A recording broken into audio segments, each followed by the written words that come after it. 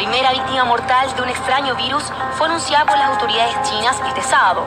Las autoridades locales han puesto en cuarentena a 161 personas que llegaron desde China continental. E intensificar aún más el trabajo antiepidémico. Los primeros 7 días de marzo, la región Ancash reporta un total de 100 fallecidos a causa del nuevo coronavirus. Miles de nuevas infecciones diarias. El virus que causa la COVID-19 está cambiando constantemente.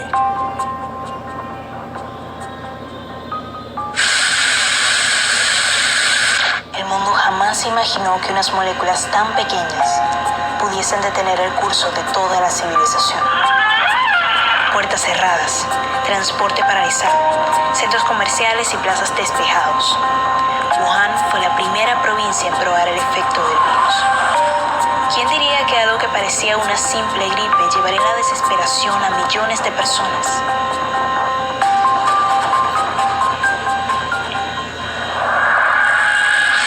Para diciembre de 2019, un nuevo y desconocido virus surge.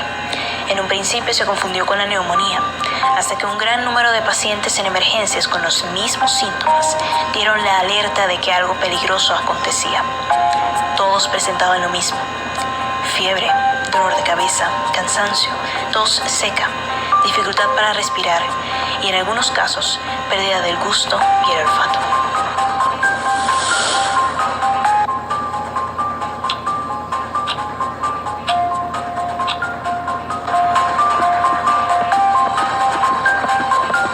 China tardó un poco en anunciar lo que sucedía.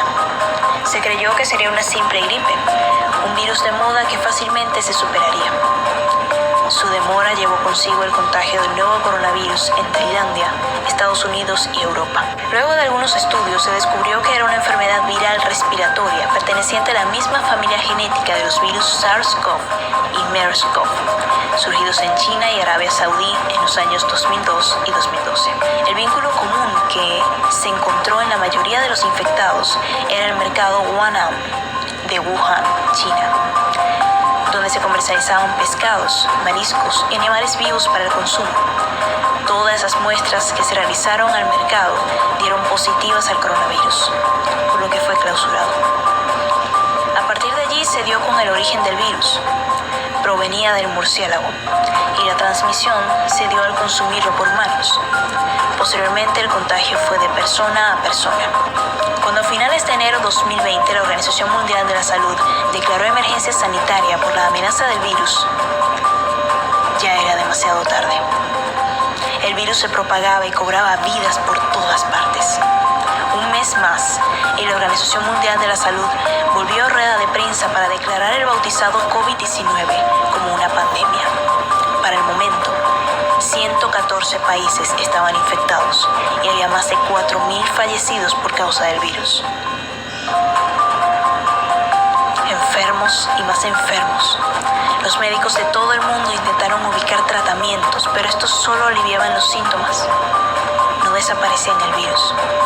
El confinamiento fue la única alternativa para detener el paso del avasallante coronavirus que con una simple gota de saliva se propagaba y hacía cada vez más daño. No salgan, no tengan contacto físico con otros, no coman ni beban en las calles, no hagan eventos ni aglomeraciones. Quédate en casa. Una de las frases más escuchadas en tiempos de pandemia. Andrés Carmona nos cuenta su experiencia. Los venezolanos jamás estábamos preparados para vivir este desastre comunal que ya teníamos con lo que es la situación país y que se nos sume ahora una cuarentena, una pandemia, era como que explotar y ¡pum! Al extender la cuarentena, el miedo colectivo fue imposible de aplacar. El mayor miedo era que empeorara, como el caso de la gripe española o la peste negra, ocasiones en donde la vida del ser humano se vio en juego. Durante la peste negra, un pequeño parásito llegó al humano y dejó ciudades con la mitad de los habitantes que solía tener. Cobró millones de vidas. A diferencia de la peste negra, al COVID-19 no se le encontraba salida. Ni la mayor distancia social, antibacterial o tapabocas podían evitar que de persona a persona se contagiaran. La población empezaba a sentirse impotente al ver que nada daba resultado. hospitales repletos, camillas en medio de los pasillos, unidades de cuidados intensivos colapsadas y sin poder recibir más pacientes con el coronavirus. Día a día, la capacidad para recibir contagiados se reducía. Las autoridades optaron por restringir aún más la vida social y el contacto físico. Sin tener cadena estamos encadenados, los animales libres y nosotros encerrados. Hey, malditos gobiernos son una plaga, en esta guerra biológica civil es quien paga. El encierro, la forzada despedida de la vida social, el declive económico y la tasa altísima de desempleo eran solo algunos de los problemas que acompañaban al coronavirus. Muchas personas y pequeños negocios se vieron obligados a cerrar, lo que produjo un sinfín de personas desempleadas. Solo en Colombia, 3,79 millones de personas estaban desempleadas en septiembre de 2020.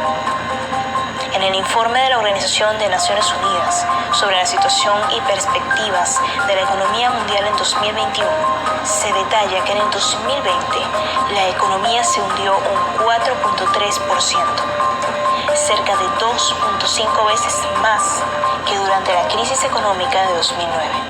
Esto significa que las familias que ya tenían bajos ingresos salariales les fue peor durante la pandemia. En Venezuela el panorama era un tanto distinto. Su número de casos iba en aumento, pero sus problemas no los encabezaba el COVID-19. Al igual que muchos países subdesarrollados, la pandemia les cayó sin recursos y con una gran crisis económica. Quedarse en casa sin trabajar, sin ingresos, sin tener que comer, era una exigencia muy difícil de cumplir. José Villasmil vivió este contexto y nos cuenta. Bueno, primero miedo por la enfermedad, incluso pánico con respecto a este asunto. Muchos quedamos sin trabajo y la situación del país tampoco colaboraba. Se agravó la situación con la gasolina, de paso las fronteras cerradas, lo que contribuyó mucho al desabastecimiento. La verdad fue muy duro. El desespero de los ciudadanos era cada vez mayor a nivel mundial. Farmacéuticas de todas partes unieron fuerzas para lanzar una vacuna efectiva contra el virus. Lograr la inmunización era como encontrar un tesoro preciado, pero de un momento a otro la vacuna pasó de ser una necesidad a ser el gran negocio del 2020. La farmacéutica que tomara el primer lugar en lanzar su vacuna generaría millones de dólares por la alta demanda. Una de las que más se hablaba era la vacuna Pfizer-BioNTech, detrás la vacuna de la empresa Moderna. Ambas optaron por la técnica del ARN mensajero, donde un fragmento del código genético permite que las células produzcan una proteína especial si el virus ingresa al cuerpo. Esa proteína lograría proteger al organismo de un desarrollo crónico de la enfermedad. Comenzaron a suministrar la vacuna en diciembre de 2020, a pesar de los efectos secundarios que manifestaron voluntarios en el proceso de creación, fue bien recibida. El doctor Orangel Valles nos cuenta más sobre la vacuna contra el COVID-19. El plan de vacunación contra el COVID-19 es la manera más segura de generar protección. La vacuna utiliza un mecanismo que al exponerse con seguridad al organismo puede reconocer la amenaza y aprender a combatirla sin correr el riesgo de enfermarse. Después de ser vacunados, el cuerpo empieza a producir anticuerpos especialmente diseñados para el coronavirus. Esto significa que el sistema inmune está preparado para combatir el virus cuando entre al organismo. Igual crazy. Se acabó la cuarentena, el cuerpo lo sabe y la calle está llena.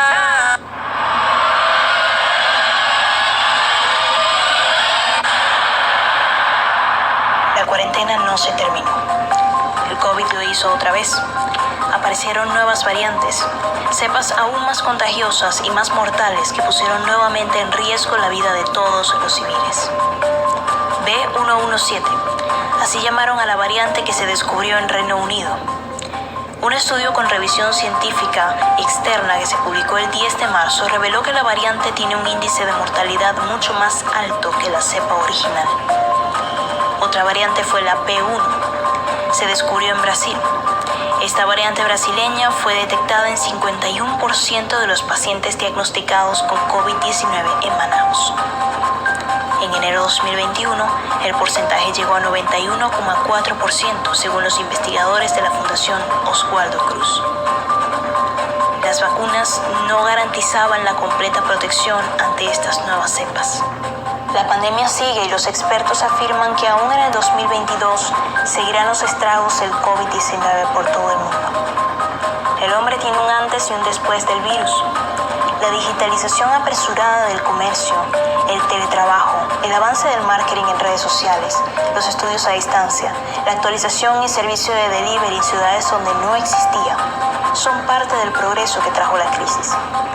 Mientras unos morían, otros trabajaban para sobrevivir. Cuando el hombre creyó haber avanzado, el virus pudo más. Pero la pregunta es, si aún la humanidad está en medio del caos, ¿qué le queda? Si aunque pase el tiempo habrá que obedecer al distanciamiento físico y uso de la mascarilla, ¿qué le queda entonces? Eduardo Bericat, en su libro Excluidos de la Felicidad, dice: somos los seres humanos capaces de adaptarnos, habituarnos o resignarnos a cualesquiera circunstancias de la vida. Aunque la fecha de culminación de la pandemia aún es incierta, lo que sí es certero es que existen dos opciones para el momento: adaptación a las circunstancias o aguardar hasta que éstas cambien. Sin duda la primera es más rápida. No siempre el contexto cambiará para ser el deseado, pero sí se pueden lograr objetivos deseados dentro del contexto adverso. La vacuna contra el COVID-19 es una poderosa herramienta, pero la adaptación también lo es.